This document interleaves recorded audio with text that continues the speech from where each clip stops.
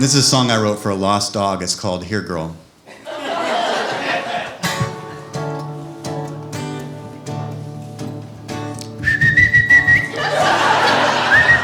Come on, girl, here, girl.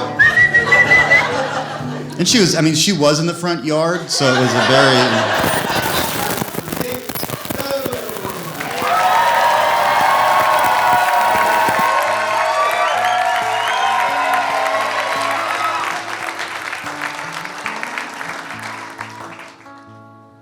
I was born young.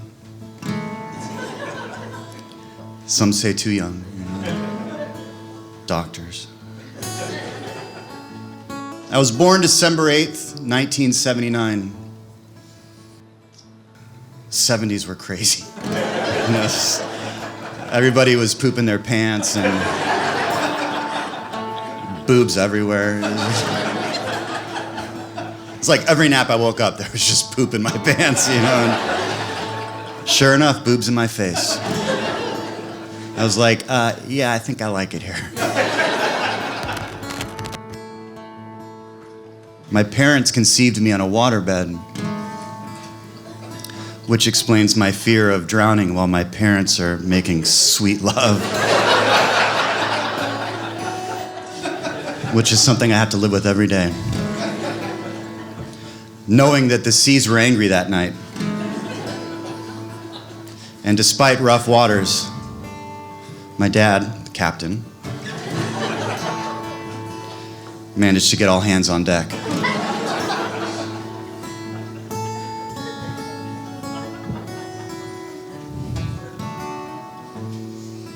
If you call my phone, you're gonna get my voicemail. It's by design. I want you to get it. I don't know how many times it's gonna ring because I'm not gonna send you to voicemail. I want you to find it. And when you find it, here's what it says. Hey, it's Nick. Give me a call back when you get this. And then you're gonna leave me a 10-second long empty voicemail that sounds a lot like you're wondering who called who.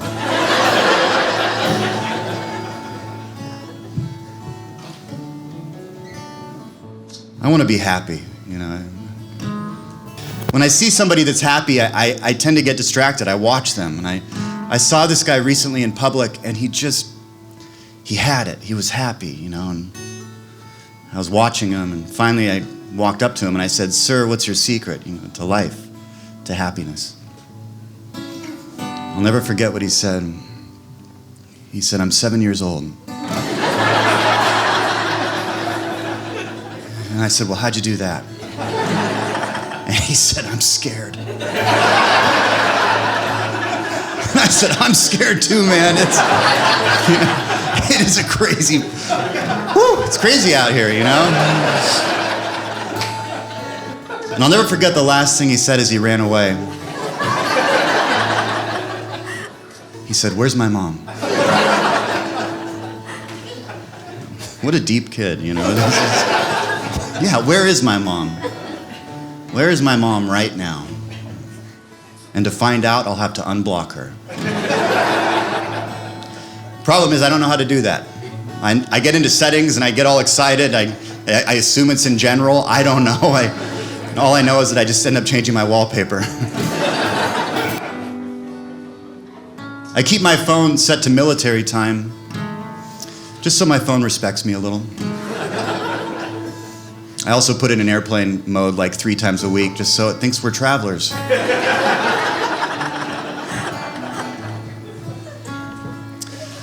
Military time, such a bummer, you know, the troops, that they only get 1 420 every day. And it's so early, you know what I mean? It's just, but that's why they made military time, because our government does not want our troops getting high in the afternoon. All right. They say that's how wars start. I said, all right.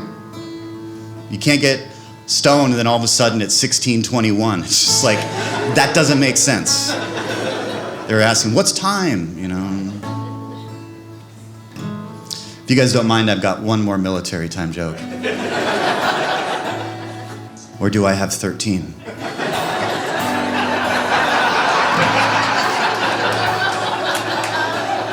I guess we'll never know.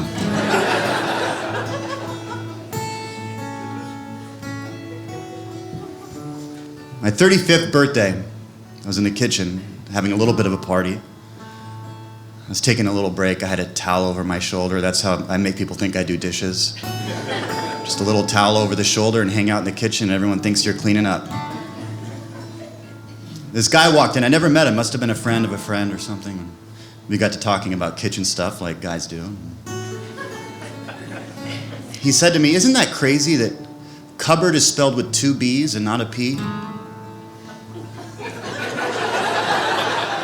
I thought, that is crazy, you know? I totally thought there was a P in there. And he goes, "No, that's one of those Mandela things, you know?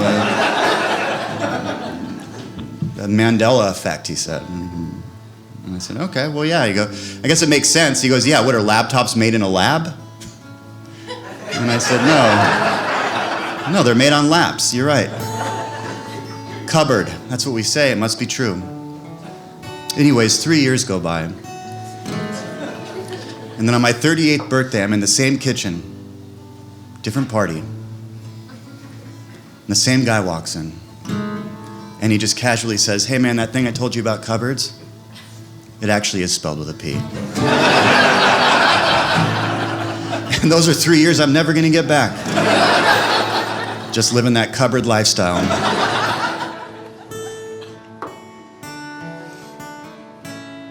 Have 5 dentists ever agreed? Like, I know generally 4 out of 5 are on board. It's just that 5th dentist that just puts his foot down and says, "Not today. Sorry, I don't like this toothbrush." Babies are being born. Nothing to do about that. I've tried. They keep coming out. And problem is we don't get to go in the hospital and check out all the new babies anymore. Before the pandemic, we could just make our way into any hospital we wanted and just be like, "Where are the babies at?" And they have to show you. So now we don't know when babies are being born. It's hard to even know it's happening unless we're on Instagram. Right? That's how we find out babies are being born, on Instagram. People have a baby and then they post a photo of it on their Instagram page. They put the baby's name. If we're lucky, they put the weight. But they don't always put the weight. Which it's just like, just tell us, you know? You're gonna get a DM from me. And if you're gonna feel real dumb, just tell us what your baby weighs. But they always give us the name. And what do you do with that on Instagram? What do you guys do? Do you like it? Not me. I love it. I take that baby's name and I get that baby a Gmail account is what I do. Just that baby's name at gmail.com with no underscores, no periods, no numbers. It's the way God wanted Gmail to be, right? Pure. Without sin. No numbers, you know, no underscores. You know, sin. I'm holding on to about 47 baby Gmail accounts right now. But I'm not a monster. I do not keep them forever. I wait 6 months. I let the family get home. I let them get a sleep schedule going. I let them feel like they're out of the woods for a second. And then on a Wednesday night, around 8:30 p.m., they're gonna get an email from their baby. It's a very simple email. No subject. All body. Which is how I like my babies. And it just says, "Let me know when you want to talk money."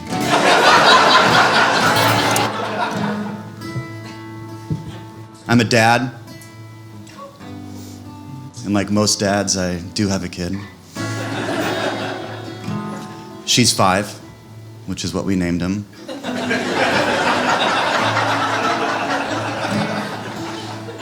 She's a good little boy. Actually, she's 5, just turned 10.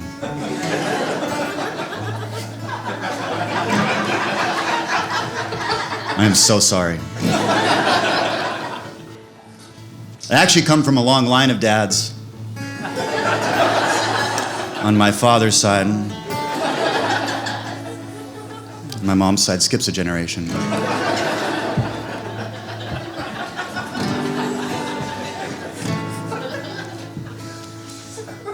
My son listens to me when I talk, which I find fascinating, because I don't know what I'm talking about, really, ever.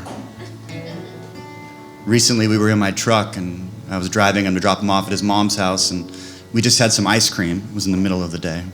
And I said, hey, buddy, maybe don't tell your mom about the ice cream, because you know what they say, loose lips sink ships. And he said, what does loose lips sink ships mean? And I thought to myself, I got no idea. I don't know, man. I heard people say it, and I thought, I'm going to give it a shot today, you know, and I didn't think anybody was going to be asking questions, so. I didn't say that, though. I said, son, that's a great question. What does loose lips sink ships mean? Here's what it means. A long time ago, a gentleman set sail. He was in Europe, and he was looking for a new world, new land that nobody thought existed, except the people who'd actually been living there for quite some time. And then, son, he found that used land. He named it New, called it America. It's where you were born. You're an American. You earned it, just like we all did. Son, there's a part of that story a lot of people don't know. Before that guy took off, there was another ship that took off. And they would have found America first, except everybody died because the captain told his mom about the ice cream. So loose lips sink ships. Are you on Team Dad, or are you a little snitch? Because I'll tell you what snitches don't get. Trampolines. And as far as I can tell, buddy, I'm the only guy that you know that knows where to buy them. And when that day comes, that I take you to Costco, using my friend's membership, because your mom won't let me use ours anymore. Because we're divorced, son. And I thought this would be a good time to tell you that. Your mom and I won't be sharing a Costco account anymore. I don't understand allergies, but I get them. I just wish I knew why, you know, it's a mystery, I guess.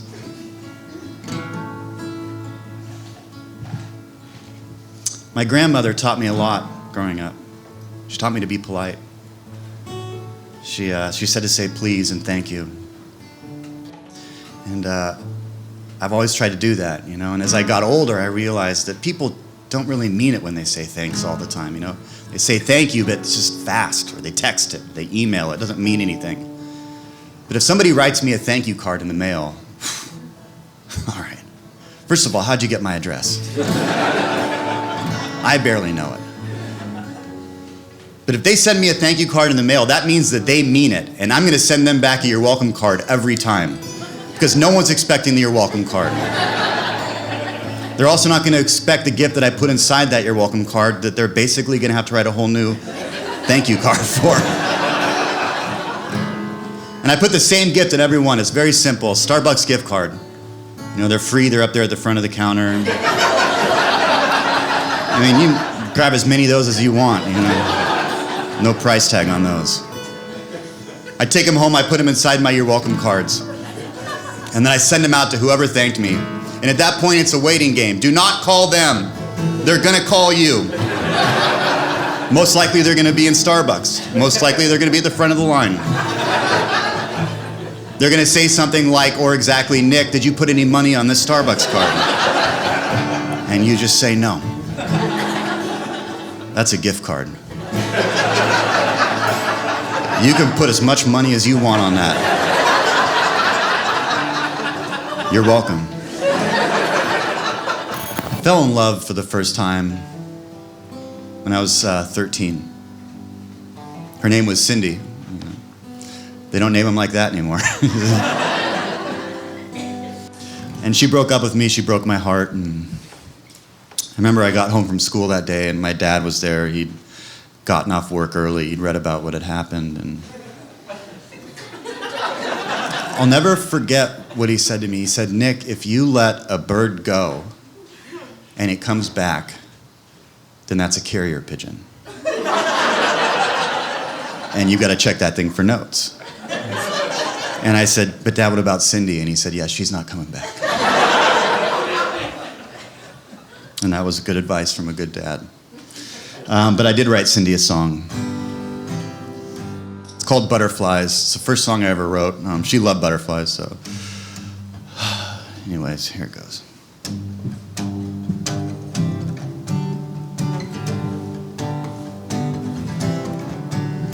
Do you ever think about butterflies? Ooh, I do. I think about you.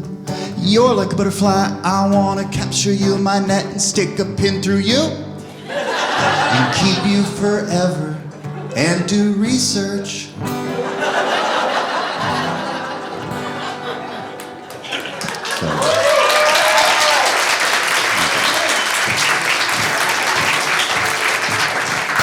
This next song is about how I always wish that I had a drummer.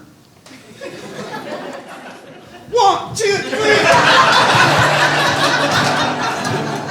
It's a quick one. Here's the thing about having a baby that no one's gonna tell you.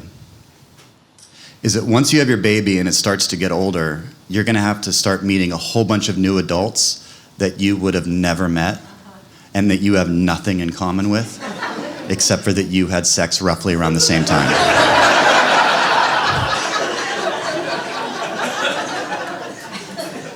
A lot of the dads have Toyota 4Runners. That's they have, the cool ones have TRDs, which we don't know if that means turd or not, but we do know that they're begging to be called a turd. They have that ladder on the back. You know, the ladder on the top of the car that we can all touch? You're gonna meet a lot of those dads. When I was just like you. When I was about, by the way, thanks for coming. We had no idea you were gonna be here. What a bonus. I mean, when the staff back there was freaking out. There's a lot of buzz about this show backstage, by the way. Just the staff, they're all like, when's it over?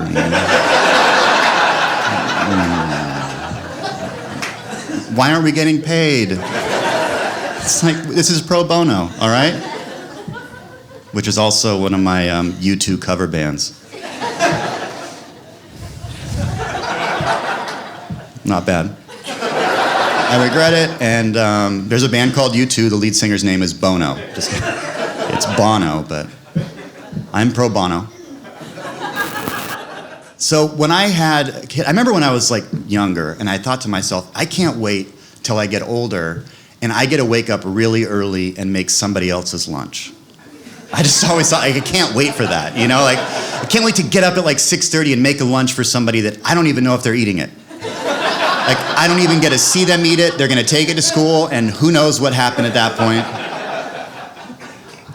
But I was making my son a lunch, and he busted into the kitchen, and I was in the middle of making a peanut butter and jelly sandwich, and I'd got the peanut butter laid out, and he says, hey, please don't put any nuts in my lunch. And I said, nice one.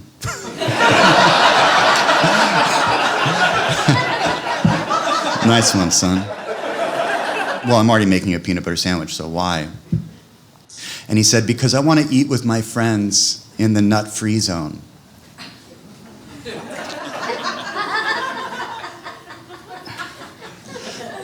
Who are you hanging out with? Like, when you leave this house, who are you associating with? My son has an iPad, and I realized that I'd never looked at it. And so I went on his iPad, and I realized that he had YouTube. And I thought, oh, maybe he's looking on YouTube. I don't know. So I went into YouTube and looked in the history, and sure enough, he was.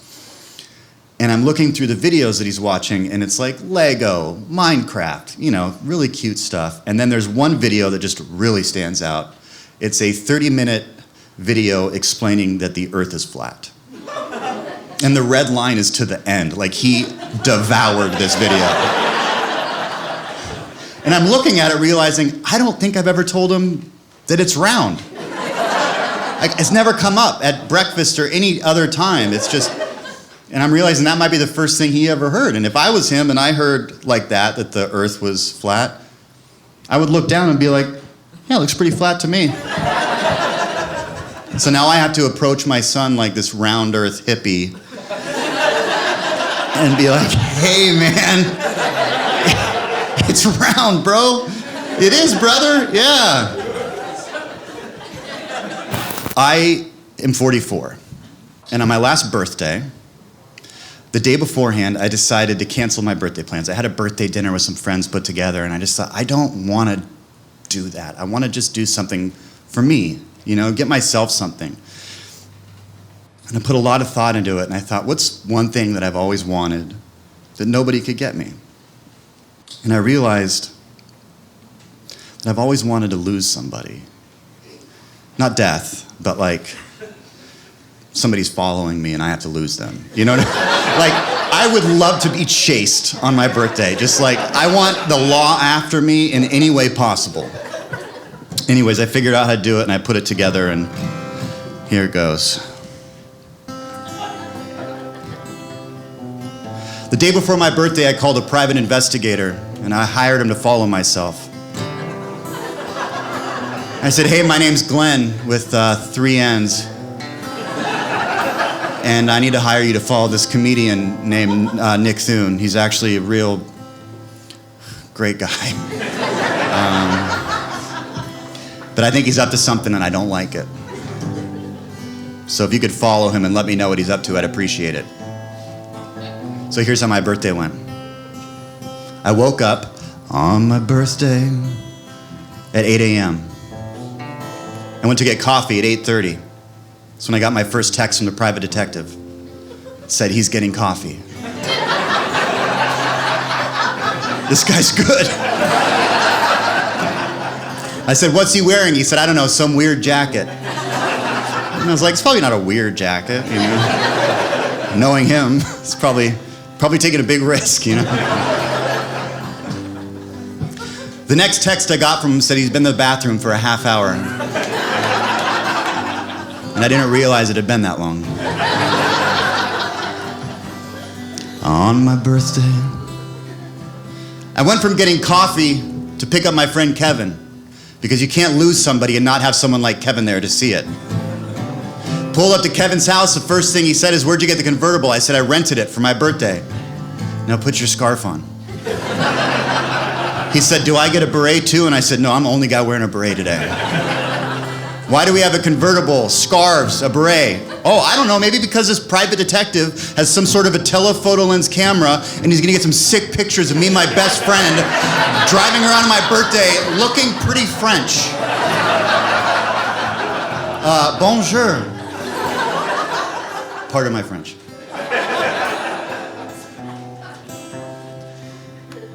What's the best backdrop for these photos? The ocean.